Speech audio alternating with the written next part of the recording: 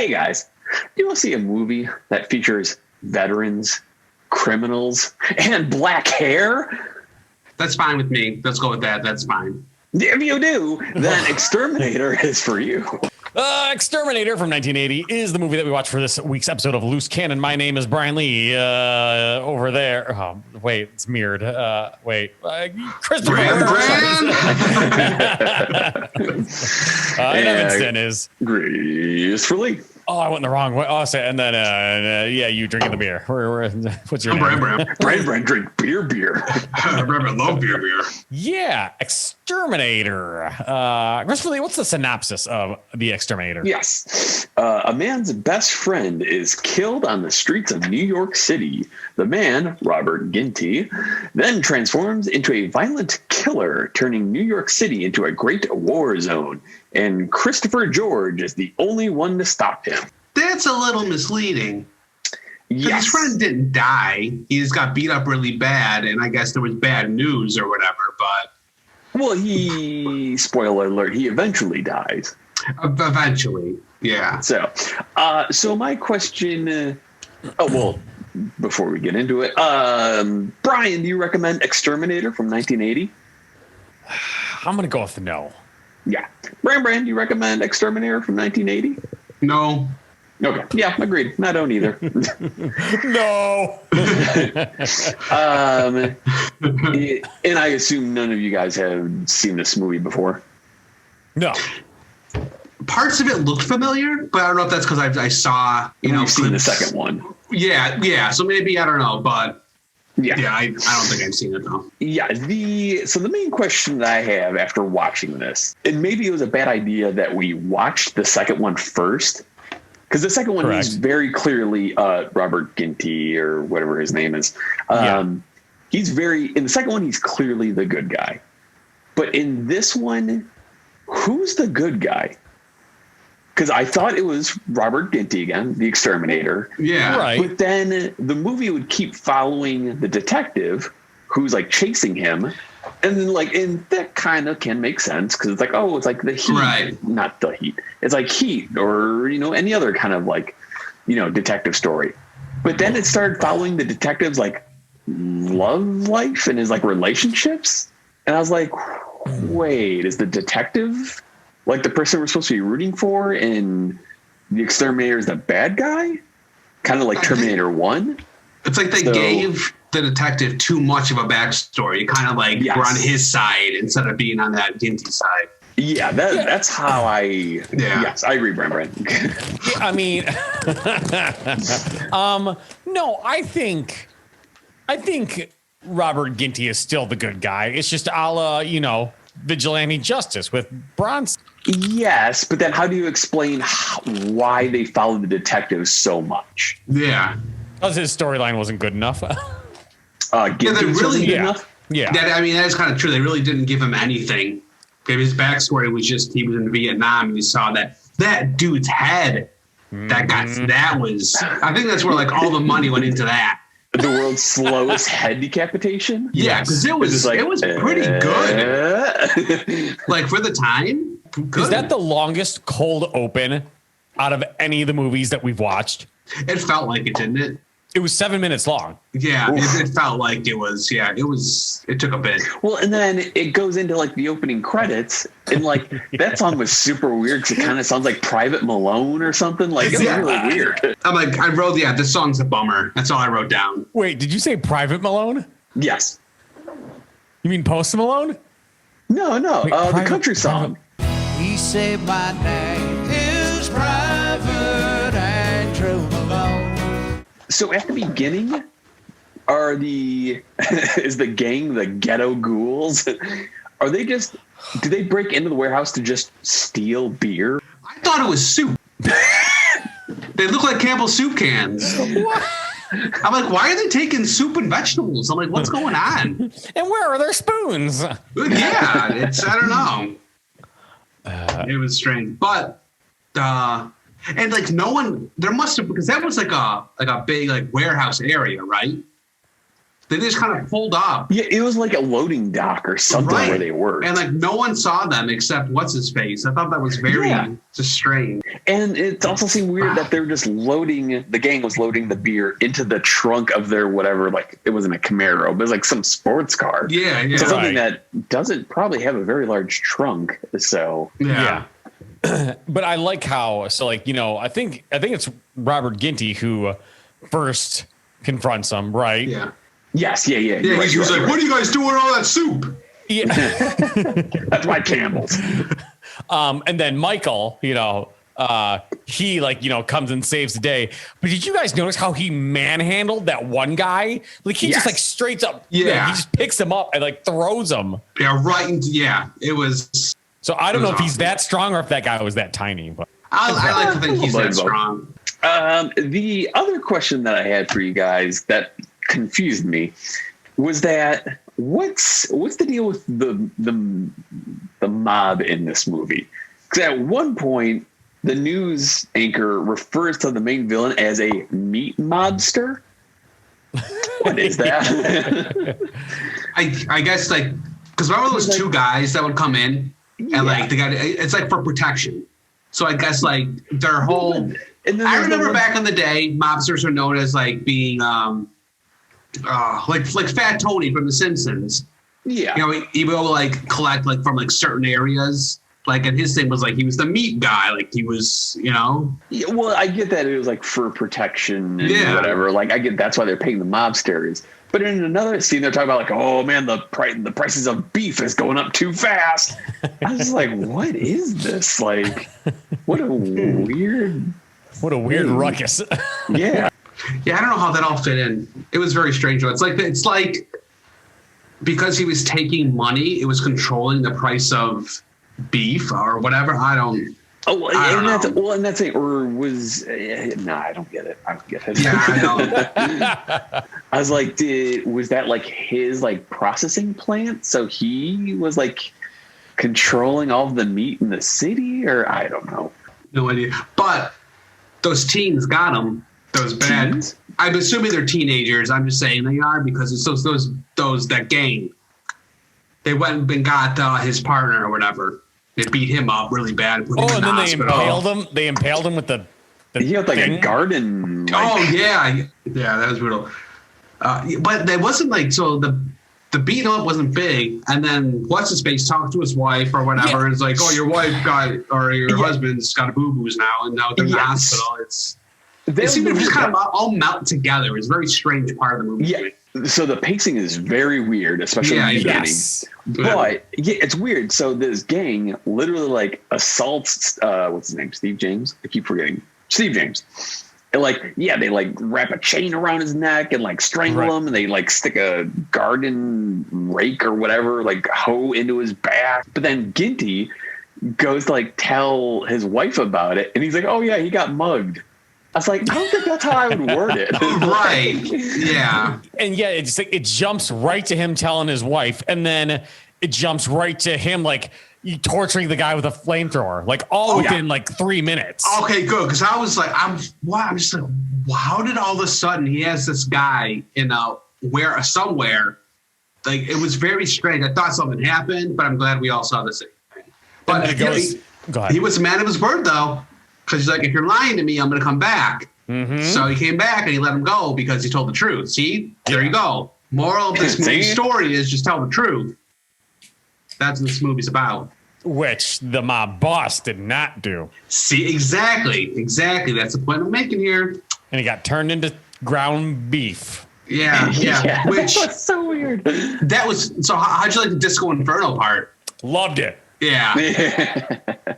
I was like, all of a sudden it hits. I'm just like, okay, well, what's going on now? Yeah. That's a good song, dude. Yeah, no, yeah. And too bad it's like tied to a stupid fucking movie like Saturday Night Fever. But to each their own, I guess. Well, and is that also the scene where he's telling like the girls to like scram? And then he pushes one, but she instantly trips and falls. Yeah, and he like grabbed the other one, just kind of like grabbed and like chucks her towards the door. Like he just, that was pretty crazy.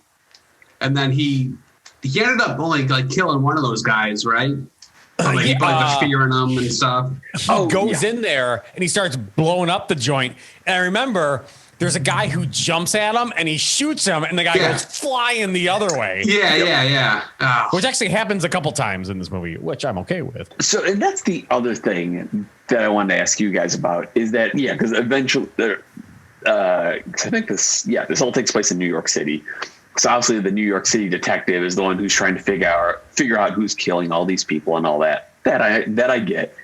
But then there's also that weird subplot where it's like the CIA is also trying to find him, and then like Washington is trying to like find him too, but they're corrupt, so they don't want to find him for like the right reasons. I don't know. There's like the whole like Washington angle. Yeah, that was very bizarre. They added way too much to it. They didn't need that part. It was just he's killing all the bad people, making the politicians look bad. I think that was it. It like, made the politicians look bad or something. Right. Yeah, but it did serve its purpose at the end, though.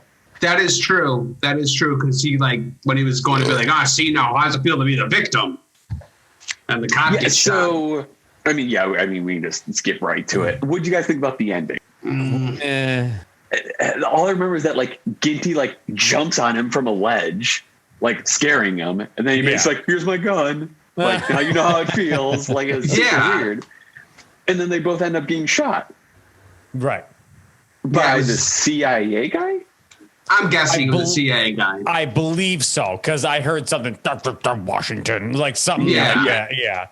So I assumed it was the CIA guy. What was interesting, so, obviously both the detective and Ginty end up getting shot. So we watched the director's cut. But I guess apparently there's another cut where Ginty just dies at the end. Oh, God. But, they need to make a sequel, so he's got to live. Right. So what about that part? It was before all that. Ginty's walking down the street and everyone's like patting his back and be like, yeah, you're doing a good job. Like everyone knows he's the exterminator. No, it's weird because like only 2 people patted his back. Yeah. It just seemed very weird. It's like, I don't know, maybe I just looked like everyone was doing it, but I was like, why are these people congratulating him? Like, what? Did they watch him kill these people? I don't get it. So really quick. So, the mob boss, he's like, okay, I got a couple things with that. So first, the mob boss is like, baby, I'm going to take you to the finest steakhouse in town. First off, she probably doesn't give a shit about going to the nicest steakhouse in town. She's probably going to not get a salad. She'll get that like a salad. So she's a woman. She's going to get a salad. Right, a white salad, exactly. But after they sit down, did he make a joke about taking a shit? Before I start a new meal, I better get rid of the one I had last night, huh? So when the exterminator like sneaks into the bathroom by hiding in the garbage can, so after he, injects whatever into the mob boss to knock him out, when he's dragging him around, could you guys hear the heavy breathing that he was doing? Yeah, well, that and when he tries to lift him into the window, it's all back. They're just such a rounded back. It's like, you see him like set him back down, put on like a weight belt, just like doing like stretches and stuff like that. Yeah, the dude's bodyguards weren't great. It's like, how do you not check the that huge garbage can? Right. Like to fit like 2 people in it. How do you not check that? How long was he in that garbage can? Were people like dumping like paper towels on him? Like, right, yeah. I'm gross. Not the marinara. I don't know why they would bring food into the bathroom. It's fine. I think one of the creepy, I don't know if that's the right word, but the part where that one guy grabs that lady off the street, he's like, "Go come to the chicken house or whatever." Oh, where the dudes are banging the little boys and stuff, and the guy takes the soldering iron and starts like burning her chest. Oh, that I was like, okay, what's happening here? Like this took a crazy turn. But then it seemed like she went out to work as a prostitute like the next night. Yeah, exactly. Picks her up and she's still like burned and everything. Yeah. Like, take a day off. What happened to you? And she's like, oh, that was at the chicken house or whatever. You want the sheets? Yeah. That scene. You want the sheets? Yeah. You want the sheets? Plain sheets, $5 extra, $5 deposit on the sheets. You want the sheets? Yeah. You want the sheets? Oh, yeah, you gotta have the sheets. So I know we watched the director's cut, so it's probably a little bit longer. I feel like they could have condensed the whole bullet scene down a little bit. Oh, yes. Yeah. Where he's putting the mercury poison. Oh, yeah. And it's literally one drop.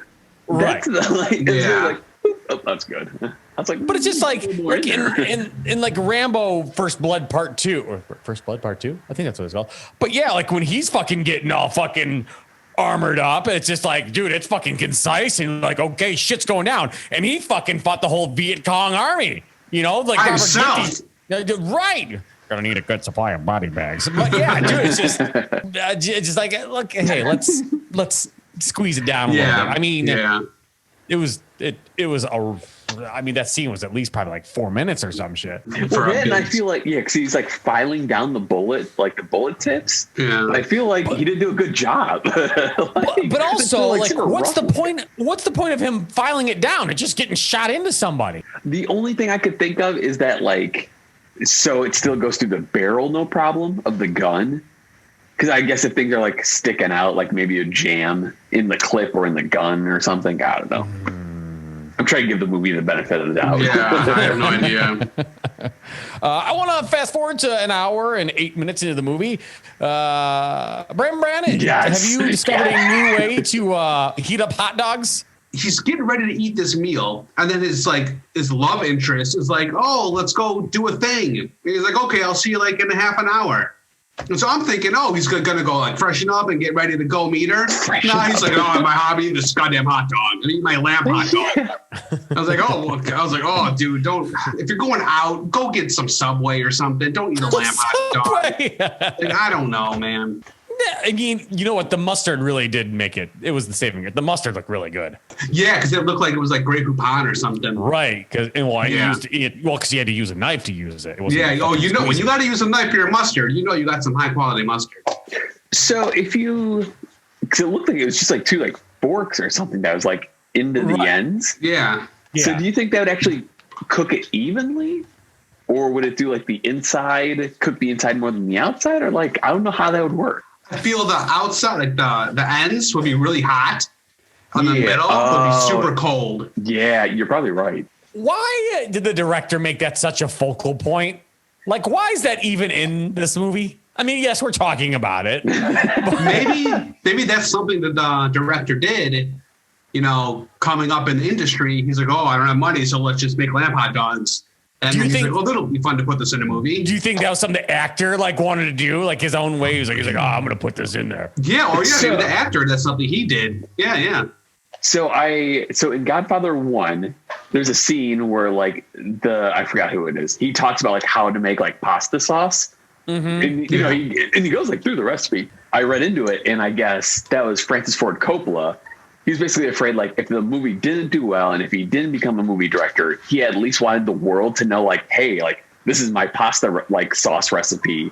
Yeah. So do you think whoever the director of Exterminator was is oh man, people need to know how to make hot dogs? I think so. Yeah, I think so. I live right by a hospital. You have a very loud hospital. Yeah.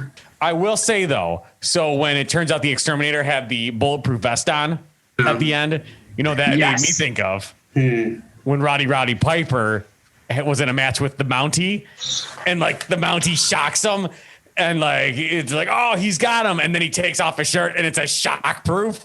That's awesome. Well, I can say, didn't what's his face come back on the second movie? That's what I thought.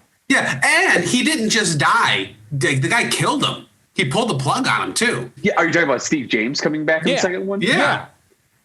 That's the thing. I'm not sure. sure, because we've also seen. Yeah, because he's in American Ninja too. Yeah. Also, I should say. Electric Boogaloo. Steve James is in Delta Force, American Ninja, and Avenging Force.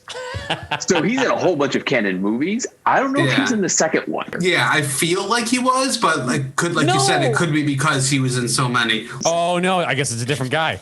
Okay. Yeah, because I guess his name's BG. And there's multiple points through this movie when the Exterminator is killing people. He is actively in the process of killing people, and he looks so bored doing it. Yes, he's just like he's like your basic like white dopey looking guy. Like if you look up that doesn't even because he has nothing. He has no energy. There's a scene where he like lifts up his mask and he's just like. Yes. Right. He has nothing. He's got nothing. Yeah. Now that we have talked about Exterminator from 1980, Brand, do you recommend it? I still not recommend it. Okay. Brian, do you still not recommend Exterminator? No. Okay. And then quick question for both of you.